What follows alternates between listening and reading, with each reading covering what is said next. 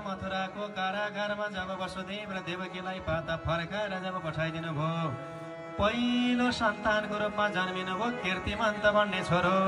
कीर्तिमन्त भन्ने छोरो जन्मिसकेपछिलाई पहिलो छोरो लाएर बुझा गति सत्यता रहेछौ तिमीमा अरू कुनै प्रकारको केही फिर नै जाऊ गई र यो मलाई चाहिँदैन, आठौँसँग गबाट हो भन्नुभएको थियो। अस्मरिकन पहिलो छोरो फिर्ता पठाइदिनु भयो। पहिलो छोरो फिर्ता पठाएको नारायणले थाहा पाइसकेपछिलाई फिर्ता रहन हुँदैन, यिनलाई मार्नुपर्छ भन्ने बुझेर पहिलो छोरो जन्मियो, दोस्रो छोरो, तेस्रो छोरो, चारौँ छोरो, पाँचौँ छोरो, छैटौँ छोरो, छोरै छोरा जन्मिए, छोरै छोरा काटे।